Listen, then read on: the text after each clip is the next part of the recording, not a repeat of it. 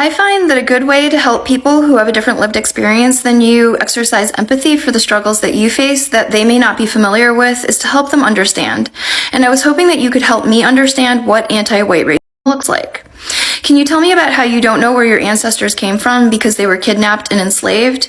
Or how you don't know what languages they spoke, what spiritual practices they had, or what traditional knowledge that should have been your birthright was lost? Not because they were allowed to and wanted to assimilate, but because their enslavers or residential schools forced them to assimilate. Can you tell me about how your ancestors had explosives tied to them while they were building the United States railroads? And then as a show of appreciation, they were excluded from society for nearly 60 years? And could you tell me about the hundreds of towns that were destroyed, like the Black towns and China towns and Japan towns, all destroyed by the same demographic? Can you tell me about the children who were unalived because they whistled at a woman or because they floated in a lake a little too far past the segregation line? And can you tell me how it was for your parents and your grandparents to be United States citizens who were put in internment camps on United States soil? Can you tell me how it was for your family to live in the back of their store because people who look like you were not allowed to purchase or rent homes? And could you tell me how it was for your parents and for you to shed blood, to be treated as human, as equal, and to be allowed to simply share the same space as other people? Can you tell me about the conversations that you have to have with your children about police interactions? And could you tell me about how your mother and your sisters and your daughters are concerned about having children because of lack of equitable access to healthcare, because doctors were told that people who look like you can't feel pain? Can you tell me how it feels to know that your ancestors lived here for thousands of years, but when you try to come here, you and your children are put in cages? And can you tell me how it felt when a few years ago, the president entertained having people who look like you expelled from the country again? Can you tell me what anti-white racism looks like beyond having your feelings hurt, feeling uncomfortable, and having your sense of superiority challenged? And when you're done telling me what anti-white racism feels like for you, could you please tell me why you're not fighting to end racism for everybody?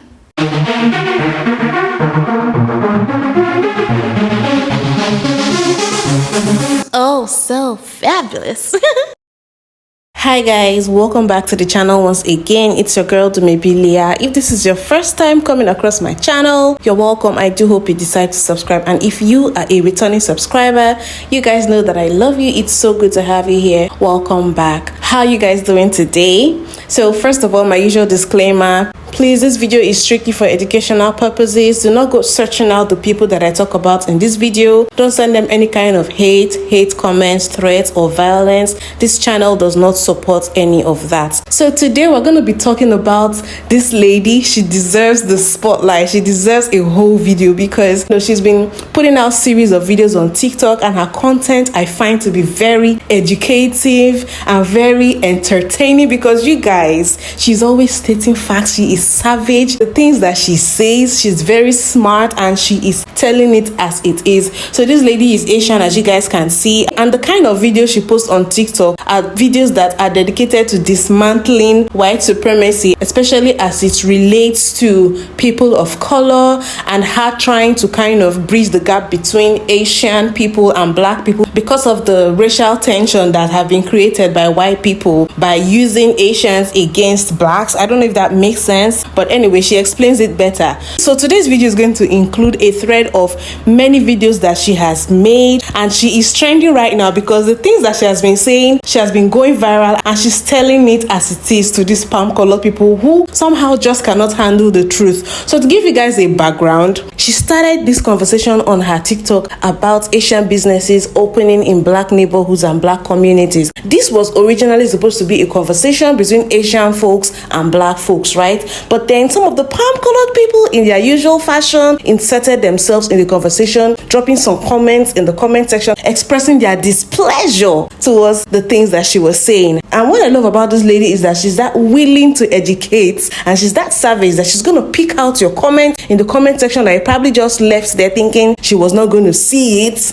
and then she will make a whole video dedicated as a reply to you to address your BS. I think I'm going to just play her videos now back to back, and you guys, in every video you can see the comment highlighted that she is replying to. So let's just get right into it. Obviously, the issue of Asian American-owned businesses operating in Black communities is a huge source of tension because it is part of the daily violence faced by Black people in their own communities when they are disrespected as customers, to the literal physical violence, as was the case of the salon in Brooklyn, where a Black woman was locked into the salon by workers while they beat her with broomsticks, to the damage done to the psyches of particularly Black children when they are accused of shoplifting. And this isn't a topic that I'm going to be able to cover in one video, but it is a conversation that I do want to start. I think that if you ask some people what was the source of the tension, they'll say the LA riots and what happened in Koreatown, but you cannot mention the LA riots without recognizing the unaliving of Latasha Harlins the year before. A 15-year-old girl who was unalived by an Asian shop owner who thought that she was shoplifting orange juice, but the money to pay for the orange juice was in her hand when she was unalived. To overlook that is to value profit and property over Black bodies, which is at the root of the United States systemically racist system and capitalism. But I think that we have to go all the way back to the Civil Rights Amendment of 1964 and then the opening of Asian immigration in 1965. So in 1964, white power structure almost faced accountability to Black people. Black people should have started to be able to receive loans to open businesses in their own communities. But instead, in 1965, the United States opened the door to Asian immigration, and redlining meant that Asian Americans were receiving business loans, but only to open businesses in Black communities, and Black people were still not receiving loans to open businesses in their own communities. So where you have this weaponized positionality of Asian Americans being put in Black people's way, of course you are going to have resentment not only over the supplanted opportunity to open businesses in their communities, but also over the fact that the Black dollar is now being paid out twice. Once when the customer pays for the goods or services, and then again when the Asian business owner removes that wealth from the Black community. And I frequently heard the tension being framed as mutual misunderstanding, where these Asian shop owners didn't know about the civil rights struggles of Black people, and Black people were not familiar with the culture of Asian business owners. But I don't think that it can be framed as mutual misunderstanding where there is an uneven power dynamic. You have one demographic that is the business owners, and you have the other demographic that is having to pay. So where there is uneven power, I don't think that it's accurate to frame it as mutual misunderstanding. Yes, this is really important. Asian Americans were redlined from opening businesses in white neighborhoods because white people didn't want Asian Americans operating in their neighborhoods and didn't want Asian Americans profiting off of white people. But because the positionality of Asian Americans is weaponized to oppress Black people, Asian Americans were being given loans to open businesses in Black communities, even though Black people were not able to receive loans to open businesses in their own communities. Thank you for setting me up to talk about this. I know that you and many other Black people know the answer, but it is something that I'm still processing, and it hits me really hard in the gut. And so I want people to understand that I am answering the question, what do I know? Not speaking for anyone. Many commenters today have pointed out how many affluent Black towns have been created and destroyed throughout United States history. And most non-Black people know about the Tulsa Massacre, Black Wall Street, Lake Lanier. But it was many Black towns. One commenter said over 60. And it's not that some Black people sometimes were able to establish a successful community that accumulated wealth. It's that Black people were consistently able to go anywhere and together establish strong communities that accumulated wealth and had education systems and businesses and were thriving. And every time it happened, people destroyed them. And then as you progress through time, it becomes less acceptable to burn and flood and massacre entire towns. So again, you have the passing of the Civil Rights Act in 1964, and the United States opens the door to Asian immigration in 1965.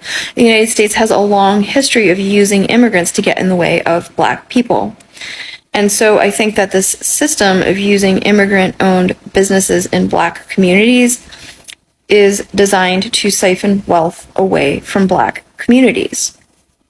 And another commenter asked me, why do I think that people are afraid of letting Black people build their communities and accumulate wealth and to thrive?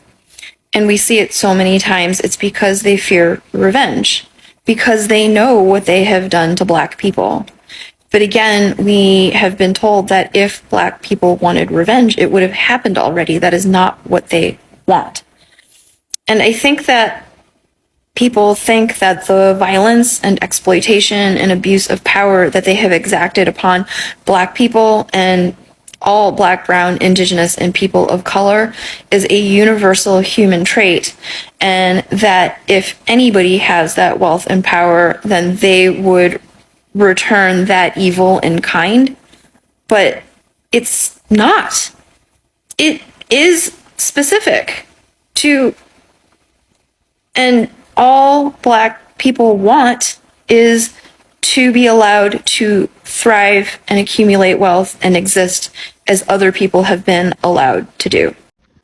So my ancestors were asked by white men to come to this country, which they had stolen and forced Black people to build, because they were hoping that my ancestors would be the new cheap and disposable labor to undercut the recently freed Black people that lazy white men didn't want to pay. And when my ancestors wouldn't do that, they were and massacred, their towns were destroyed, they were blown up while building the railroads, and ultimately they were excluded from society in the country for nearly 60 years. Then when the United States asked us to come back in the 1960s because they wanted to put us in the way of Black people again, and the United States needed to rehabilitate its reputation with Asian countries that were gaining in economic and political power, we had civil rights because of Black people. You're obviously not aware of this, but blessed is not a word that the global majority thinks of in association with Europeans. Words like plague and colonizer, maybe, but not blessed. And the cell phone in my hand came from China. So I don't know if you're referencing Steve Jobs or Martin Cooper or the Finnish inventor who created the first pocket-sized telecommunication device in 1917, and you probably don't know either because your education system has left you terribly ignorant and without the critical thinking skills necessary to effectively gather information. Because you believe that most great inventions can be attributed to one white person, as opposed to recognizing that the patent system is how white people colonize intellectual property. We would not have cell phones if it wasn't for the creation of the gamma electrical cell by Black inventor Henry T. Sampson. And most of our cell phones would not have microphones in them if it wasn't for the particular microphone that was created by Black inventor James Edward West. The creation of the first digital network, 1G, was launched in Japan, and then Black electrical engineer Jesse Russell pioneered the creation of 2G, which launched in Finland first. 3G launched in Japan, 4G launched in Norway, 5G launched in South Korea, and 30% of the world's cell phones are manufactured in China. Because we, of the global majority, recognize that collective humanity has the ingenuity and creativity of one another to thank, whereas a lot of European Americans are laboring under the delusion that the rest of us have white people to thank. And it's this narcissistic ignorance that causes people like you to do embarrassing things, like leaving comments about Europeans and cell phones on a video about systemic anti-Black racism in the United States.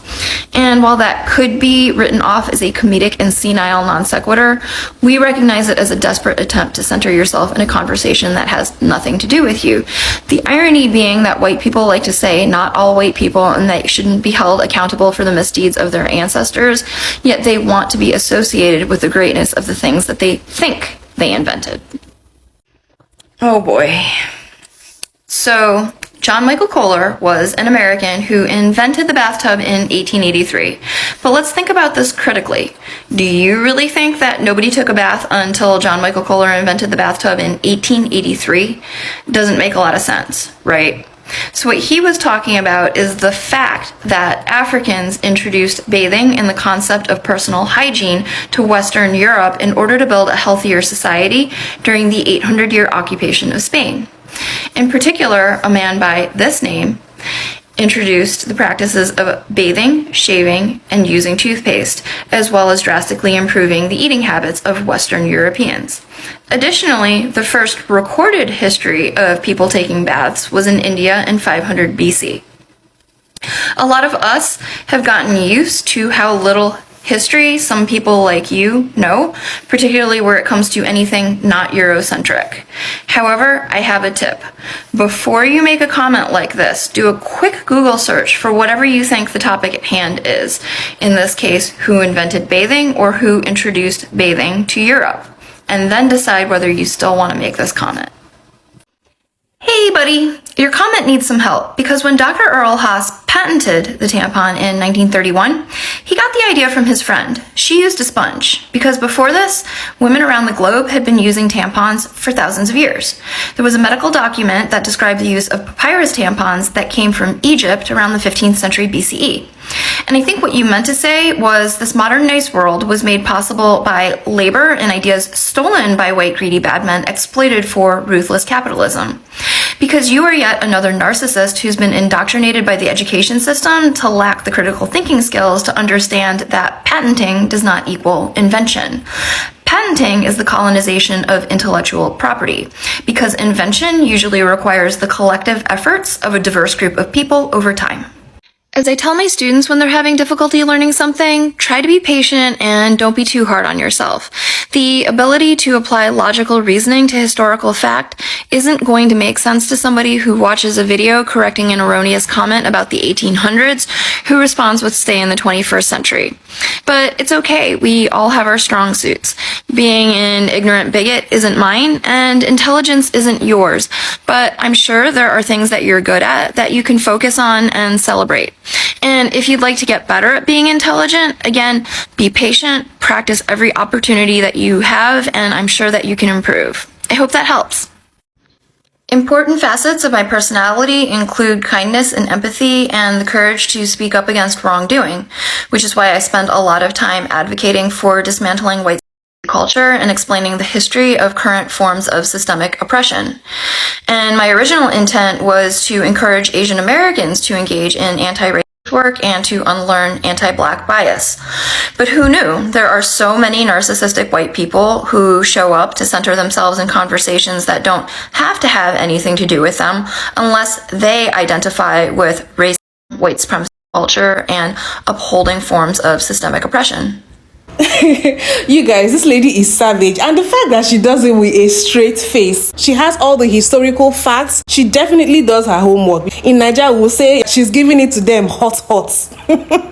She's giving it to them hot, and they are in their feelings. The fact that white people were able to insert themselves into this conversation is beyond me. I don't understand why they always have to try and make everything all about them. The world does not revolve around you. She's having a conversation as a member of the Asian community and with the Black people. It did not include the palm colored people. The video was never intended for them, but they decided to make it all about them. And these palm colored people that are offended and deciding to comment on her video, they don't seem like they even have the best talking points. They are coming with points like, our ancestors gave you guys the opportunity to come to this great country of ours, and then this is how you talk about them. How dare you speak bad about us for the opportunity we gave you to come to the land of milk and honey. Now you're making these videos and talking bad about our ancestors. That is how I imagine them sitting at home typing those comments that they were typing, that she decided to single out those comments and make reply videos to them. And guess what? Once she replies their comments, they go and delete off the comment. But deleting your comment at that point doesn't really do much because she has already made a video about it and everybody is going to see you getting your ass handed to you. You dare not go to this lady's page and drop any stupid comment thinking you're going to shame her or argue with her, when you better come correct. You better come with facts. That is what I love about this woman. And I love to see the fact that we have people from other communities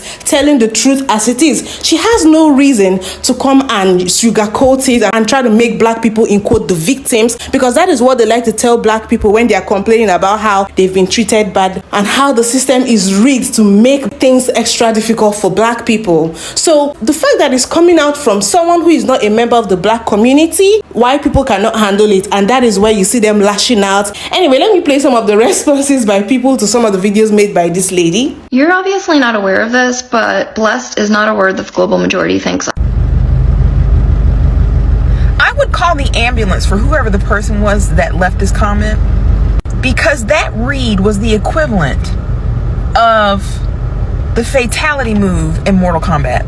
You know what? No, I wouldn't call the ambulance. I want them to enjoy every moment of that L they just took. If that reed had a taste, it would taste like platinum encrusted truffles that were flown in on the back of cherubs. I consider myself to be a wordsmith and have been told many times that I can tell someone off and cuss them out, and by the time they think about it, it's already over. But you are an icon.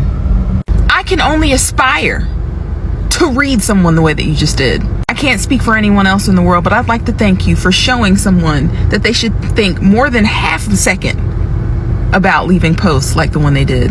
That was splendid. I know that you are not currently able to understand, but maybe someday you will be. I am like so entertained by like the daisy chain of like comment not available that like goes back like a dozen times. It's just like a graveyard of vanquished foes. Thing that a white person can do in this country that a black person cannot is be viewed as an individual.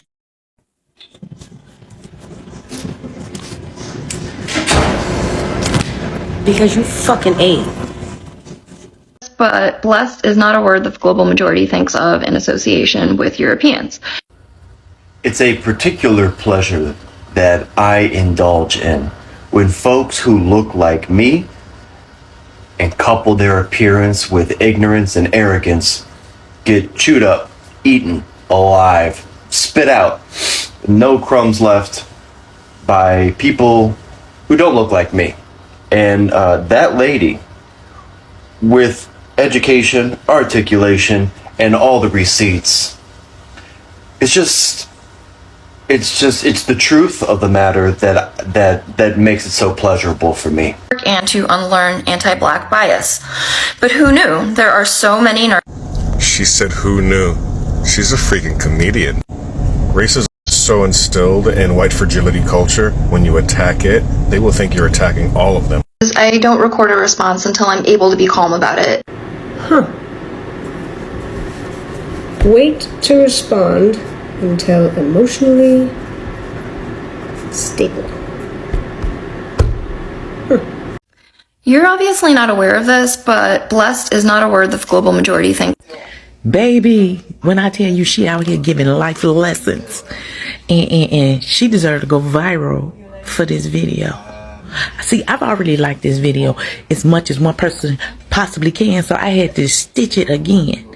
So, all my people who following me will go over on her page and like it some more. That's just how much I liked it. I'm about to start a collection plate for her, because baby, she should be paid for the teachings that she just taught. So see, you guys, she said so much in her videos that black people they didn't even need to make extra responses to provide extra information or whatever. We just basically stood, gave her a standing ovation, and we're like, you go girl, you go girl. I had an awesome time watching all those replies and how she handed their asses to them. This video gave me a lot of joy to make. Anyways, you guys let me know what you think in the comment section. What do you think about everything she said? What do you think about the fact that palm color people are always trying to insert themselves into conversations that have nothing to do with them? Then what do you guys think about the relationship between the Asian community and the black people as well? Can we say they are allies? I would like to know. Please leave me your opinion in the comment section. Don't forget to give this video a thumbs up as well. Subscribe if you haven't. Turn on notifications. That way YouTube will let you guys know whenever I have a new video up. And I will see you guys in my next video. Bye.